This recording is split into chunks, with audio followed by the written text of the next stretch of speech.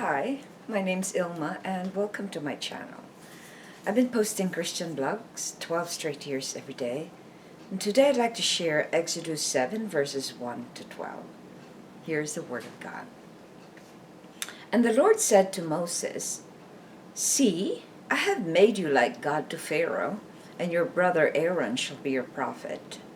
You shall speak all that I command you, and your brother Aaron shall tell Pharaoh to let the people of Israel go out of his land. But I will harden Pharaoh's heart, and though I multiply my signs and wonders in the land of Egypt, Pharaoh will not listen to you. Then I will lay my hand on Egypt and bring my hosts, my people, the children of Israel, out of the land of Egypt by great acts of judgment. The Egyptians shall know that I am the Lord when I stretch out my hand against Egypt and bring out the people of Israel from among them." Moses and Aaron did so. They did just as the Lord commanded them. Now Moses was 80 years old and Aaron 83 years old when they spoke to Pharaoh. Then the Lord said to Moses and Aaron, "When Pharaoh says to you, 'Prove yourselves by working a miracle,' then you shall say to Aaron, 'Take your staff and cast it down before Pharaoh, that it may become a serpent.'" So Moses and Aaron went to Pharaoh and did just as the Lord commanded. Aaron cast down his staff before Pharaoh and his servants, and it became a serpent. Then Pharaoh summoned the wise men and the sorcerers, and they, the magicians of Egypt, also did the same by their secret arts.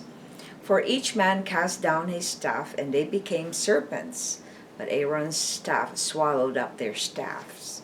Still Pharaoh's heart was hardened, and he would not listen to them, as the Lord had said.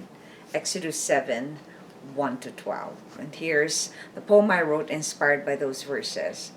Power is given to Moses and Aaron. After the charge was given to Moses and Aaron for delivering God's people, Moses was given powers to do miracles to free the Israelites from Pharaoh. The Lord declared to Moses that he made him like a god to Pharaoh, and Aaron is his prophet. But after the sign, the king didn't let them go. Pharaoh called other wise men and sorcerers to do the same miracle. Even though Moses' serpent ate theirs, it didn't soften Pharaoh's heart. And here's my commentary. What a privilege it was for Moses to be lifted up to the level of having God's power. I don't think any other Bible characters were given such power to a man who had little faith. There is hope for all mankind because it is God who chooses whom he wants. Reflection. What was revealed here when Pharaoh called other magicians and sorcerers? We see the pride and the sinfulness of Pharaoh because he wanted to prove that God does not exist, that what Aaron and Moses did was just like any other magicians and sorcerer could do. So it was almost like competing with the powers that God had given Moses and Aaron. And it's very true in our days, even in our days now, that we have so much unbelief. We want everyone to prove to us if they want us to convince, they want to convince us if their faith is real or not. But in this case, what Pharaoh didn't know is that God made his heart harder. So he does not have an inkling that God can do that, because the gods that they believe are just idols, just like stone gods and wood carvings and all that. So it doesn't do it hasn't any power. It's dead. It's lifeless. And so here we reveal the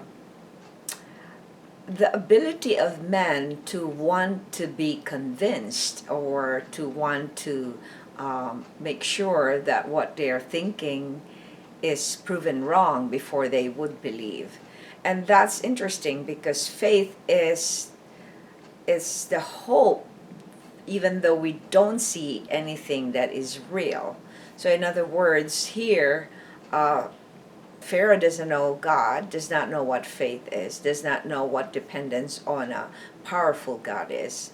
So here we see the power is given to Moses, and it's also interesting that Moses was given almost godly powers to do these things. I don't think any other Bible characters has been given such privilege to do those miracles. Of course, Jesus did. He is God, but Moses was human, and yet he was given that. So I encourage you to reflect on these verses, and I hope that you will be able to check over the other 3,000 videos I've done through the years I'm doing this. Just type on Google or YouTube search ILMA'S Palm Devotional. You have a wonderful day, and I hope that you will continue to read on the Bible so that your lives would change. Thanks for watching.